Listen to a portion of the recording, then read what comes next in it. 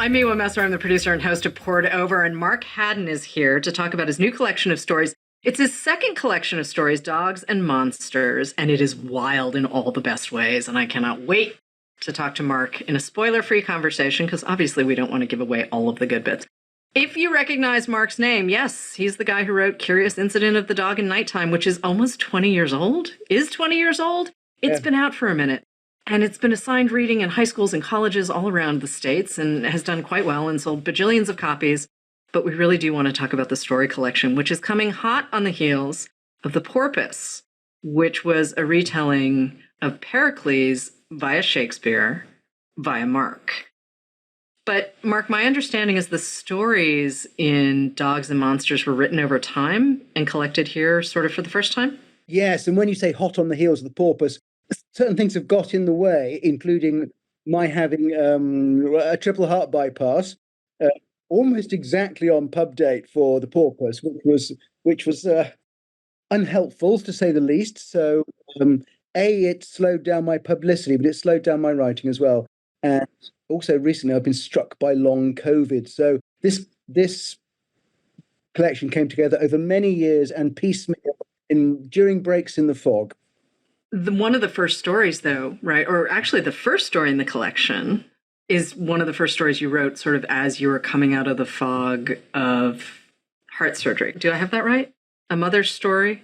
My God, my memory is so bad that I don't tend to write stories and finish them. I'll sometimes write half a story and it'll sit there for a long time. Sometimes I'll finish it, but I'm always going back to it. I'm always going back to it. No page ever feels finished until I read it and I can feel that satisfying click of something falling into place. So sometimes I'll be working on a story for years and years, just going back to it, tweaking it and polishing it.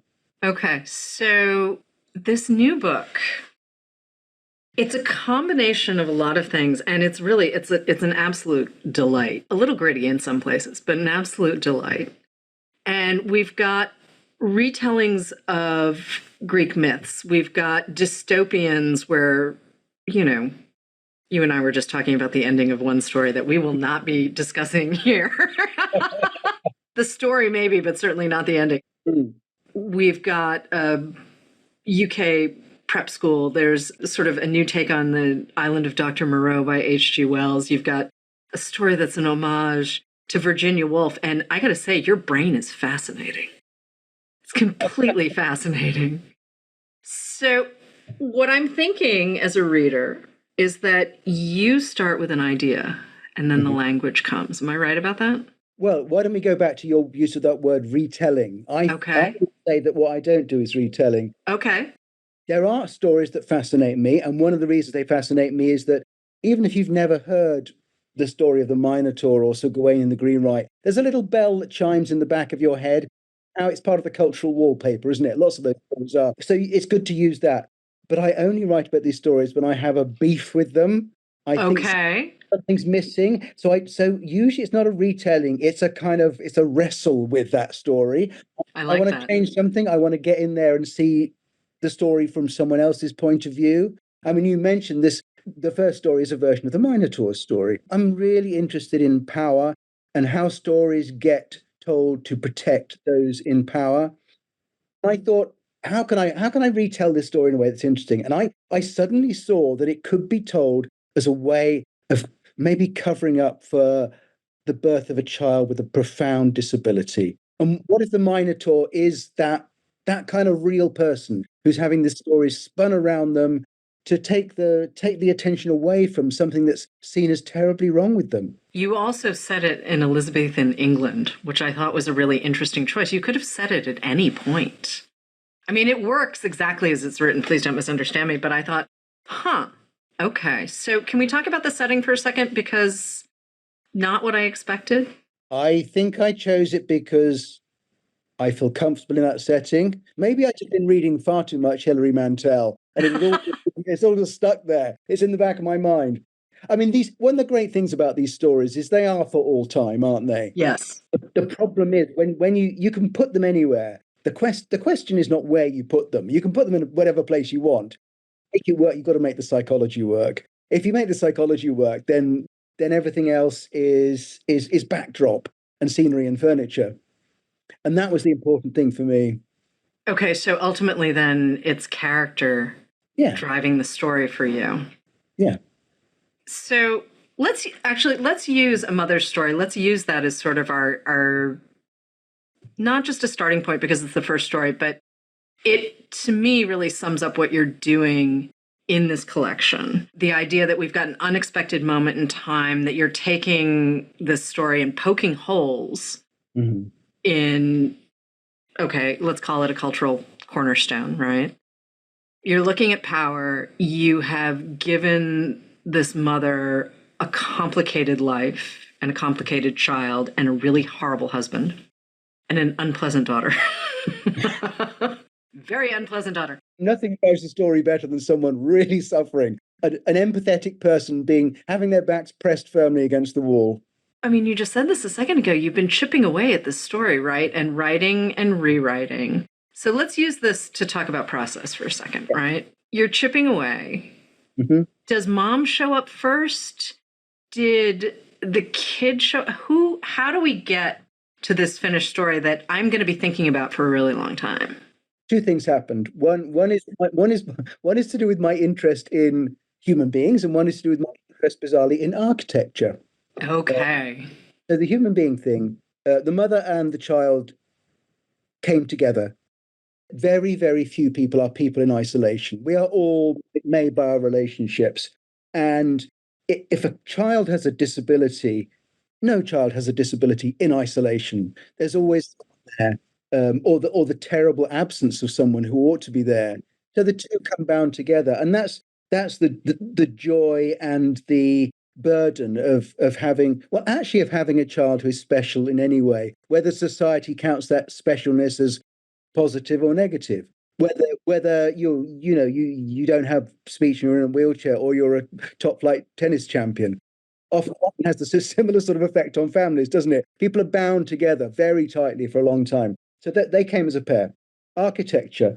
I was thinking of this idea of a maze with some monster at the middle, and thinking about how the important thing is not the structure of the maze. The important thing is what a thrilling idea it is. And if an idea is thrilling enough, you don't even really need a maze. You just need people to believe in it. Once people believe in it, and people like to believe in things which are both horrible and extraordinary. Conspiracy theories are never about simple stuff, are they? Conspiracy theorists like to congratulate themselves that what they're believing in is outrageous and beyond the pale.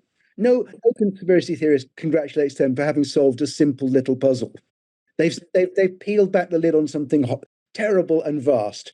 And so that was the architectural aspect. It was the people and the building of a maze, and those two things came together. I could smell the setting. I was not thrilled to smell the setting, but I could smell it. Details, though. I mean, obviously, you are making up things as you go. I'm not saying you're researching all of this kind of thing, but is that part of the rewriting process, or is that part of the I know where I'm going with this as I'm telling the story? Because there is just things about food or things about other characters or lines of dialogue or things that mama's thinking, things that mama does. I'm afraid to confess that, smell was there right from the beginning. Okay. Well, that's fair, but you understand what I'm responding to. I mean, it's very intense. I love stuff, both in life and on the page. And I find it very difficult to become wholly engaged with books that are not set in physical spaces, where people don't really have bodies, where there's no sensual stuff. I mean, I don't mean as extreme as something like Ivy Compton Burnett, which is just dialogue. Right. I know quite a few writers whose books are kind of ideas floating in space, and some readers love them. But I need to be able to see the room. I want that body on that chair doing that thing, and that makes it real for me. And I think when I'm teaching creative writing, we often discuss this at great length. I'll say it's not just the concreteness; it's the detail as well. Right. I often have a conversation about chocolate bars. If I say if your character is eating a chocolate bar, that's lazy. Come on, no one eats a chocolate bar. You have to choose a chocolate bar, and then I start to say, come on, tell me some brands. And so in the room, we'll all decide which brand feels the most real, Hmm. And Hmm. everyone joins in. And within a very short time, we've got a little league table of chocolate bars for characters to eat. And there's something about choosing those details that it does two separate things. One, it creates in the reader's mind, but two, there are certain details which make you realize that the writer has really put the effort in to pause and think about this. You think this writer is working hard on my behalf, and I think that gives pleasure to both the reader and the writer. You really do trust your reader. I mean, I feel like I get to fill in some gaps. Are you writing always with a reader in mind, or are you writing with story first? I think I am perpetually swapping hats. I'm writing for someone like me. I mean, in a way, it's pointless writing for someone who isn't you. I mean, you're the reader you've got to hand. It's a bit like, but much harder than a painter painting and then stepping back from the canvas. Okay. Uh, you write, you step back, and you think, what would I think if I took this off the shelf in a bookstore and opened it up, and my eye fell on this page totally out of context? Am I entertained? But you're also a painter. I mean, you illustrated and wrote children's books for years before you switched to fiction for adults. And I know The Curious Incident has been published in YA editions and adult editions. I'm going to treat it like it's an adult novel that can Oh, be yes. read by younger people. I'm wondering how much of your visual art and the time that you spend with that influence what you're doing with words on the page. Ooh, there's a actually. Well, one of the strange things about Curious Incident that almost no one mentions is it's an illustrated book. Right, that's true. If That you is came true. into the planet Mars and you're looking through articles about Curious Incident, almost no one mentions it. But I'm I am secretly so pleased that I illustrated that book, and I did so using a mouse and MS Paint, which was that. Oh, seriously? I had Yeah, no idea. Sorry, it was now I have to all. flip through this copy again because I'm like, It oh, was yeah, okay, now, yeah, I do see a little bit of more of the mouse happening, but it was that horribly pixely, very low bitmap program that you got bundled with Windows back in the Victorian era. yeah, as a baby bookseller, I may have used the Mac equivalent of MS Paint to maybe design some ads that may we So never see the light of day again, but in my life, the writing and the drawing are often very different, or painting. When I've had enough of words, I still want to make something. I still want to get to the end of the day having contributed some new thing to the world. I've had enough of words. It's a relief to go and draw something because drawing something or painting something involves that same stepping back from the canvas, saying, "Does this work? Would this entertain a stranger?" But you don't have to use any words whatsoever. You just make the picture, step back, remake the picture. so capriciousness, right? Mythology, part of mythology is the capriciousness of power, the capriciousness of the gods. But it seems to me that in these stories too, our humans have become very, very capricious. And I'm thinking of my old school, the prep school story, because I have to say, when I first got there, I was like, all right, who's going to fly? Where are, and it's a really clever way of looking at power. And you've spoken before about your experience of prep school, and it wasn't really a thrill. That's an underestimation. Yeah, and I mean, it's pretty clear that it was not something you enjoyed. But this story is pretty great. And the way you talk about power between kids. And how the power between kids translates, particularly in that class of people in the Right. UK, into the same patterns of power among adults, particularly adult men Uh-huh. within the bastions of the establishment. I mean, I've been sitting on knowledge about that kind of school for a very long time. I was in a very odd state. All my grandparents were very working class. My father, through a complicated story, part of being a very talented artist, became an architect and made lots of money. And to cut a long story short, sent me off to a private school because I think he secretly wanted to have gone himself. Right. I was being sent on his behalf. I did not enjoy it very much. The problem is, I think the world has already had way more than enough stories about white men having a rubbish time at private schools, and we could do with them shutting up for a couple of 100 years. On the other hand, I had some good material from that time, and I thought, am I going to die before telling this kind of story? I can do it at least once, can't I? And I think the flip side is that it does have something important to say about the power, particularly in this country, because some of the people I went to school with are now running the country in lesser or greater ways. But I also wanted to talk about, and I think you referred to this, systems are rarely built so that one group has power over another. It's a horrible gray area in which you can't survive those systems without becoming implicated in somehow, without buying into the system that is hurting other people. So that the morality is messy and ambiguous and uncomfortable. Well, morality and also definitions of monstrosity can flip. And that's part of why I bring up my old school, because I mean, who's actually the kid who's not great, right? I mean, I'm trying to dance around a couple of things because there are a couple of switchbacks in the story where you're like, oh, okay, these boys think they have it figured out complete, or the narrator, I should say, and it's just ultimately he's kind of missing the point a little bit because he's sort of trying to protect himself and trying to figure out, you know, who's the monster, who's not the monster, how do I survive, how do I get out of here? And also parents being really unreliable, right? That's kind of a great trope of children's literature. It's like, well, the adults are kind of useless. They're always useless. They don't really understand what's going on. Well, in most children's literature, the parents have to be gotten rid of, don't they? They have to be sent or killed. But the remaining adults are never reliable. Right. Unreliable. The first set of, you know, outside forces where you're just like, what?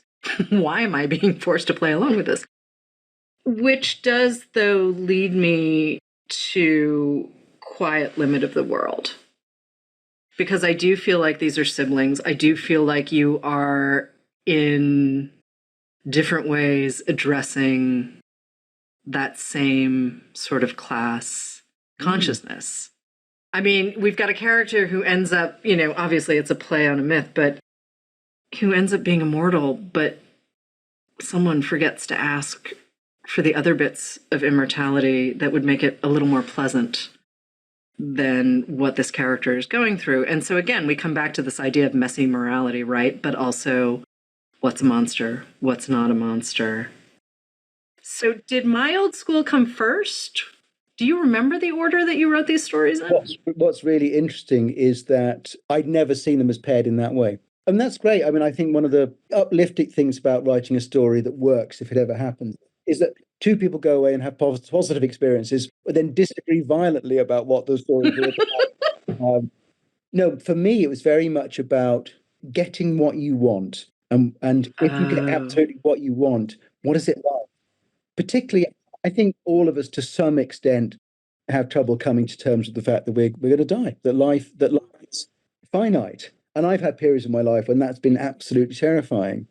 But in fact, I remember during one of those periods, I've very rarely been uplifted by those little Instagram type catchphrases that are meant to give you wisdom in a nutshell. Most of them are all useless. But I remember one which has always been incredibly helpful for me. It ran something like this. There are people who get depressed about the fact that life is finite, who cannot think of what to do on a rainy Sunday afternoon. So people want their lives to go on forever, but can't work out what to do with the time they've already got. And I thought, let's have the time go on almost forever. What do you do with an infinite life? And it turns into a nightmare very quickly. I mean, honestly, I would not choose immortality. I'm absolutely, maybe it's because I read as much as I do, but no, thank you. I'm good. No, thank you. I do not need to live to be 120. Thanks very much. Well, I think like most of us wouldn't choose immortality, but we find it very hard to press the stop button as well, wouldn't we? You know, I'm just putting off thinking about it. Perfectly, I'm just avoiding the thought at all. Although, you know, grief is sort of one of the great cornerstones of literature, right? Like, I will read about grief. That's the messiness that I like to read about. I don't want sort of perfect pat solutions. I mean, was I expecting the afterlife of Ovid's 33 dogs? I was not. But dogs actually, and it's spelled D-O-G-Z in the story collection, dogs reminded me a little bit of what you were doing in the Porpoise, in that you were playing with the classical but then shifting how you tell the story, right? Like you open the Porpoise with a plane crash and it's very much present day, and then suddenly we're in a completely different timeline and lots of different things are happening. And I sort of feel like you've done a little bit of the reverse with dogs. Dogs was written partly in response to what I think is one of those wonderfully warmly luminous passages in classical literature.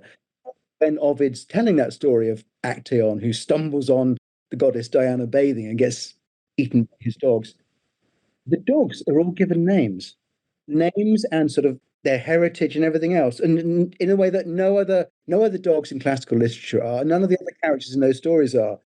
And it's just deeply touching. I mean, if you feel warmly towards dogs, it's amazing to see Ovid stopping to sort of give all the dogs names. And also, you think, as so often happens when you're in a museum or you're reading classical literature, you think, oh, these people were like us, weren't they? They felt really soppy about their dogs. They gave their dogs names. They scratched them behind the ear. And when suddenly there's a like a bridge reaches through time, 2,000 years just vanishes, and you're just there. And maybe the story is a way of fleshing out that bridge, sort of that link between dogs then and dogs now. And they are the bearers of so many ideas about ourselves. Absolutely. I mean, and I say this as a dog person, okay, I'm totally biased, but a good dog, oh man, a good dog is the best. It is absolutely the best. But let's talk about other influences too. I mentioned at the top of the show Virginia Woolf and H.G. Wells' The Island of Dr. Moreau. Interesting choices, and also if you could see how far apart my hands are right now. Come on, Mark. Now, Virginia Woolf has always been an influence for you. I mean, that much I know. And so let's start with Woolf for a second, because you do see her influence in the way you write as well. But you're also really clear that, when you were younger, you read an awful lot of like straight up science guides, really, like straight up nonfiction science books. So when did you come to Woolf, and when did she start to really sort of dig into the back of your brain and turn you into, well, partially turn you into the writer you are now? I came to Woolf during my degree, which was, I confess, not taught terribly well. And I sort of passed over her and didn't really get her. And I expect I was mid-20s before I went back to her, and the light bulb really went on. I don't think there's another writer in the English language who manages to articulate that thing that you can do in a novel, but you cannot do in any other form, about what it's like to be a human being in that weird conjunction of a mind and body, moment to moment. People often, well, nearly always talk about A Room of One's Own as a sort of feminist political tract, and I think that's true. But what people often don't notice is the number of rooms in Virginia Woolf that are like metaphors for the human mind. There's always someone in a room looking out through a window, looking out through a door. There's a sense of me being in here and the world being out there. And I'm both protected and isolated at the same time. And I think that boundary between in here and out there, whether it's a house or a mind or a body, is where she exists. She's always moving back and forth across that boundary. I don't think anyone else does that as well. And I don't think you can do that in any other artistic form. I agree. I don't think you can. I mean, the novel is designed to reveal interiority, right? Like the novel sits in liminal space. And I should say short stories and novels sit in that liminal space, right? Between what do I know, what do I don't know? The reader is always the outsider, ultimately. The other thing she does, which I don't think I've ever seen anyone do, and you see this when she does sort of group set pieces, particularly in something like To the Lighthouse, there's a voice that she uses, and it moves in and out of people's minds within a room. And you'll get a sense that a group of people, a family, a set of friends, have a shared consciousness, and she's talking with the voice of that shared consciousness. In fact, I know when I last thought about this was when I went to see Vanya on stage in London, where Andrew Scott played all the characters in Chekhov's play, and it was rewritten by Simon Stevens, who wrote the stage version of Curious. Now, he played all the characters, and everyone's saying, isn't it amazing that he articulates the difference between all the characters so subtly then that you can see him moving from one person to the other? But there was another level of something going. The way it was constructed made you realize that a family is made up of individuals, but it's an entity itself. It has its own consciousness, its own voice, and it captured that brilliantly. Well, that also sounds like A Spot of Bother, which was your second novel, which weirdly comic. Everyone gets their own turn. Every chapter is narrated by a different character in this family. And I mean, it sets off with kind of a wild premise, right? And essentially, though, we're getting a portrait not just of the family members, but as you said, like the entire family as an entity. And just listening to you talk about Wolf just made me think, oh, right. Okay. I also love the title. I really love the title. It works for the book, but also it's just, to me, it's very funny. It's just one of those things where when you read it, you're just like, oh, that British understatement thing that you guys do. But with Wells, I mean, Wells and Wolf also stylistically. He wasn't quite the sort of epitome of Edwardian male writing against which she was setting herself, not quite. There is something of that dull solidity about him. What I like about him, however, is that the ideas in his best books, they don't lend themselves easily to being co-opted by any particular ideology. They sort of break free of that. You can read something like The Time Machine as as racism, as anti-racism, as a sort of critique of civilization. If you go in with a certain point of view, you can use it to sort of back yourself up, but it twists and turns and sort of it escapes you. And I think that is a perennial fascination for me with his stories. In fact, at the moment, I'm wrestling with a story which is sort of an extension of the Time Machine for precisely that reason. He's got his hooks into me, so I'm not. He's not done with me yet. Okay, okay. But let's talk about other influences too. Let's talk about other writers that you're pulling from, or painters, or musicians. I mean, I feel like there's so much that runs through the back of your brain as you're creating. I mean, obviously, I pulled out Woolf and Wells because of this book specifically, but there's Shakespeare and Greek mythology, but what else? Because there's a lot. I think you read prodigiously, I'm guessing. I haven't been reading prodigiously recently. My brain has been so foggy. Although I have to say, I sound reasonably awake now, but there's nothing like the adrenaline bursts of appearing on a podcast to wake you up. It's like being in a house on fire. I'm still sleeping about 10 hours a night and reading quite slowly. I'm coming back to normal, but it's taking a time.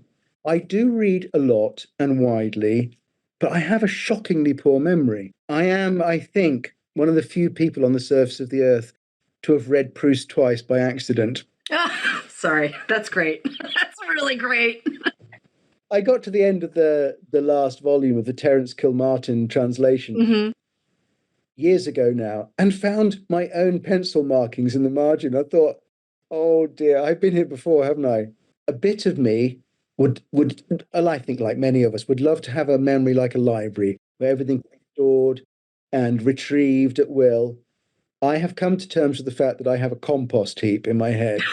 No, nothing, everything goes in, nothing can be retrieved, but it all mulches down into something which is creative and productive. I just have to hope that Proust is in there somewhere, being eaten away by bacteria and creating something nutritious. I think it's hysterical because also, memory is such a big part of. I'm sorry, the irony of it all is not lost on me. But let's go back to the compost for a second because all of it's cooking, all of it's creating, all of it's. But how do you know when you have the voice of a story or a novel, especially when you're pulling? All right, you have your basic idea that I'm going to poke away at power structures. I'm going to poke away at the stories we've been told that have become sort of foundational in literature and our worlds and our cultures and all of that. But how do you know when you have the voice? Because that feels like the little sort of sticky bit that really is kind of harder to figure out, right? Interesting what you said, and I was talking about this recently during a live event with Francis Spufford. I was saying that the way we've been talking about themes, power, old stories is slightly retrospective. It's writers, and a lot of writers do this. They look back, they see the themes, and they give the impression that that's why they picked up that story. Okay. It's more the case that I carry around this great rag bag of images and ideas and lines. I mean, I have literal scrapbooks, so it's both a metaphorical and a physical rag bag. And I'll often start writing ideas. It'll take a long time to know if something works. And ultimately, it's got to do with none of what we've been talking about. It's got to do with, can I read a sort of half page of this back or a few paragraphs back, and does it sing to me? Does it hang? Do, Again, it's me swapping hats. It's saying, as a reader who knows nothing, does it hold my attention? Does it entertain me? Because and I think if most writers were honest, that's the question you do have to answer in the end. Will it hold the attention of a stranger and move them? And I hope I can do that. But it does mean I throw away a lot. There are lots of ideas which seem great, but I can't make them sing on the page. Do you throw them away, or do you just put them in a box for later? Well, it's all deep in some hard drive now, isn't Right. it? Oh, yeah. Well, there's Throwing away is never that. quite so literal. My wise wife said to me some years ago, "Why do you keep such a ridiculously long list of things to do? Why don't you just get rid of the list and the important things will stick in your head?" And I'm better at that now, and I do apply it to writing as well. It's a good idea to just let go of stuff that doesn't work. Aspects of it that do work tend to come back. I'll tell you a story which I still find quite spooky, which is that shortly before I wrote The Red House, I wrote a completely abortive, well, was it even a novel? It was a grotesque, overwritten purple concept book, which Okay. eventually had to be taken behind the barn and put out of its misery. It was nine separate sort of sections. They were all going to be children stories about lost children, one way or another. Hmm. And guiding motif or metaphor was those 9 by 9 tile puzzles which were given away in party bags at children's Yeah. parties. Yeah. You have one missing square and you have 8 movable squares, and the cost of the horrible asymmetry of the missing square was the motility of all the other squares. So, and it was going to be called The Missing Square. And I'm embarrassed. One chapter was like a film script. One was a horror story. One was in verse, outrageously over the top and terrible, terrible idea. Mostly about trying to tell readers how clever I was, not really about entertaining them, which is always a bad idea. And eventually, I got rid of it justifiably. Telling the story that I've been telling you now to Claire Armitstead, who writes The Guardian, on stage at a short story festival at Boston, some just after The Red House came out, and she listened to it, my story, and she said, "Mark, you said you threw that idea away. Have you just realised that you've just written a novel in which there are 8 adult characters and one dead child?" Hmm. And that's how we get the Red House. Yeah, and the hair stood up on the back of my neck. It was a demonstration that principle does work. You know, if you throw away the chaff, then the wheat will come back somehow. Is that the first piece of advice you'd give a writer at the start of their career? Just let go of the stuff that just is. I mean, you kind of know when something's not working, right? I mean, even if you're sitting down early on, I mean, you kind of know when stuff is bad. Yes, but it would be a shame to give writers early on just all the negative advice about throwing stuff away. They're probably needing more encouragement. But yes, you're absolutely right. I always say writers at an early stage start by thinking their job is to accurately get what is in their head or in their heart onto the paper. And it takes them a long while to realize that the reader doesn't give a damn about their heart, their head. They just want to be entertained by the stuff on the page. And you have to sort of forget yourself and your own needs altogether. But at the same time, I've gone off at a slight tangent there, but I'm coming back right now. Yeah, okay. You will never, I think, be a half decent writer unless you have that little critical voice at the back of your head. Unfortunately, when you're early on in your career and most of what you're writing is rubbish, it's really hard to listen to that voice because it's saying this is all rubbish. But later on, you need to support and encourage and amplify that voice. And I always say to people, go and find readers whose response is not because it's positive or because it's negative, because when they say something to you, you say, "Oh yes, I secretly knew that all along." I'll get rid of that. We have a running joke in our house. I often give my writing to my wife to read, but I know her so well that I've occasionally dropped something onto her lap, saying, "Do you mind taking a look at that?" And just the physical act of putting it on her lap creates this kind of beam of light from heaven, which illuminates the passage which doesn't work. And I will just take it back and say thank you. And she's not uttered a single word. Well, how many books now between the children's books and the books for adults? I mean, you've written almost 30 books, right?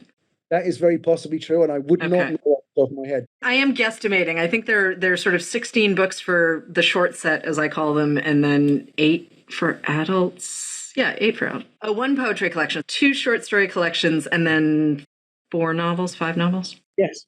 So, I mean, there is a body of work. You have been doing this for more than a minute, but having written children's books too, does that influence how you approach the work for adults? I mean, you keep talking about wanting to be entertaining, and you are dealing with some really big ideas and heavy themes, and yet you are constantly coming back to whether or not what you're doing is entertaining on the page. Well, entertainment is a broad church, isn't it? I mean, entertainment is both Ted Lasso and Macbeth. We can be entertained by some complex, difficult, dark stuff, and I am. But what I did get, both from writing for kids and writing for television, which I did very briefly, never indulge yourself. It's not about you.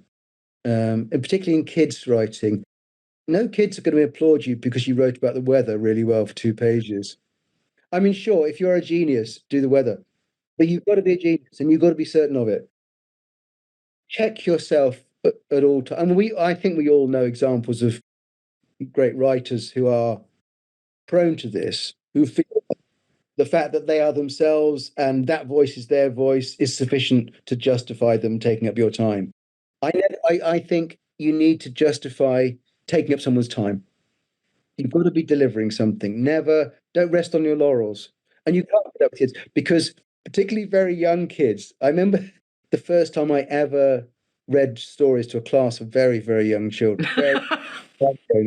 I sat there and opened a book and I was about to read a story. I was in Scotland and there was a boy and a girl sitting in the front row. And the girl turned to the boy and said, "Look, his hands are shaking." There's this brutal honesty among children. And they have that brutal honesty, I'd say, up until teenage. If you perform badly for an adult audience, they will indulge you slightly because they're embarrassed on your behalf. Children don't give a damn. If you're not entertaining, that's it. Out the door.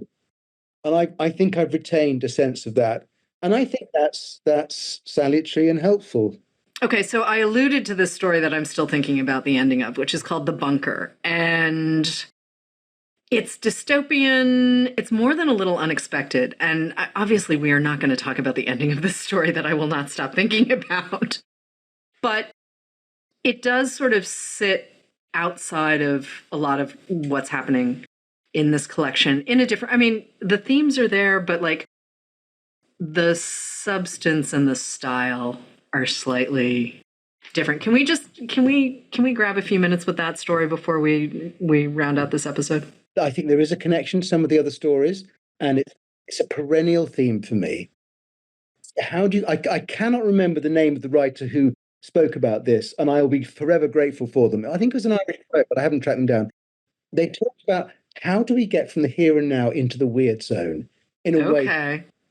And I think of that. Remember when we were kids and we read stories, it was really easy to, at the 13th chime of the clock, to open the panel beside the fireplace or through the door to the secret garden. You could just go there, couldn't you, to the weird zone? Mm-hmm.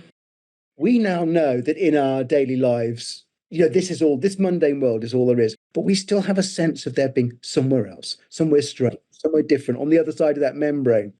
And I always want to give credence to that profound sense we have that there is some strange nearby place.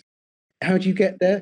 Through myth, for example, through talking about what's going on in the mind of dogs, through mental ill health, psychosis, dreams. There are plenty of ways out of the mundane world into other worlds.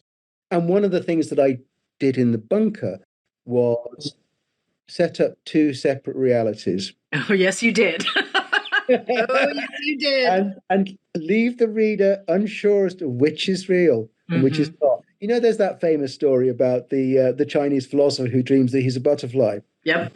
The problem with that formula is that it starts off by saying he's a Chinese philosopher. Mm-hmm. The really interesting state is when A dreams of being B, but B is dreaming of being A, and they don't know which is which. Right. And I thought that encapsulates that profound sense of a weird world right next door, to which I am always drawn. And that pretty much does sum up actually Dogs and Monsters really well. I mean, all of these worlds are, well, you can hold them in the palm of your hand or you can listen to them on the audiobook because the audiobook's pretty great too. But I'm going to say thank you, Mark Haddon. This was great. I had such a good time hanging out with you. Dogs and Monsters is out now. And, go check out the Porpoise too while you're at it. Thanks so much. Thank you very much indeed. Thank you for listening. Poured Over is a Barnes & Noble production. To help other readers find us, please rate and review the show wherever you listen to podcasts.